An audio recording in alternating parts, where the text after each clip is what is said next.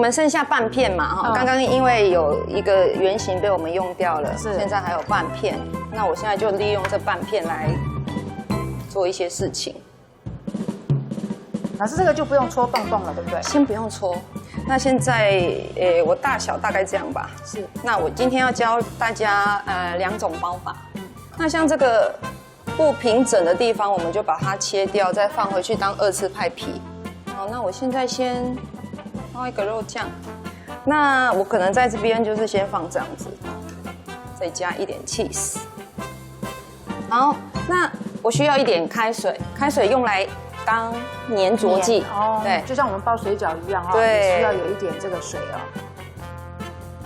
把它按在边边，好，对折。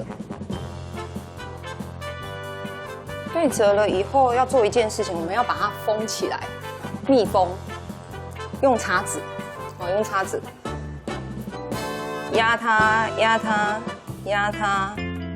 所以叉子的用法很多，不是只有拿来戳洞哈。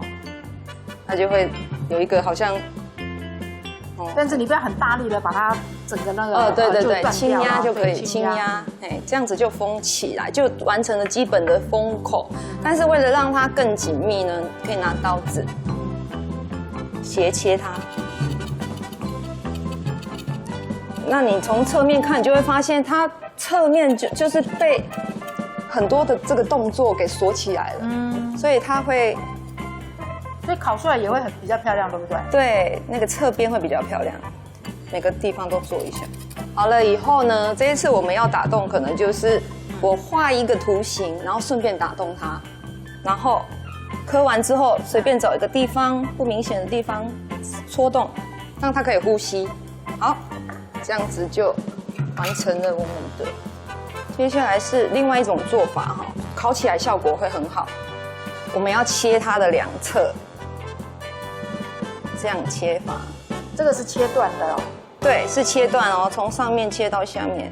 好，抹水，这样子折叠折叠，你觉得怎样好看就怎么做。好，那这个我也是。哦，我很期待这2个不一样的造型。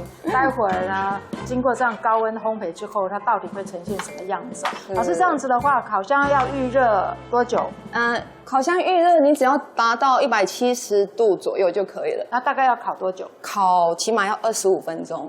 那也不要忘了，我们要入烤箱之前一定要抹上这个蛋黄液嘛，哈。对，然后涂完蛋黄之后，最好再冰一下下。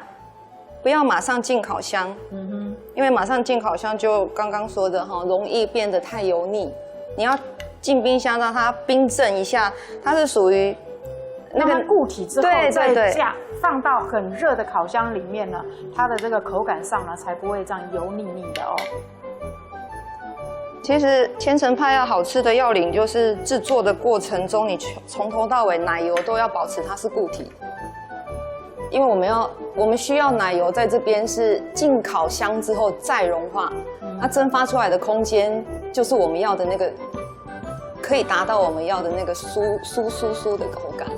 对，它如果提早就融化，太早融化的话，它就没有办法把面皮撑开，就没有那个空间了。哦，我知道了，所以吃起来的时候甚至会有一点粘牙。对。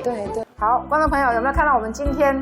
我们哈鲁老师挑战成功，真的哎！一集里面呢做了3个层次非常分明的，一个是咸派啊，然后另外呢有甜的，那另外呢又有肉酱，好，那造型都不一样。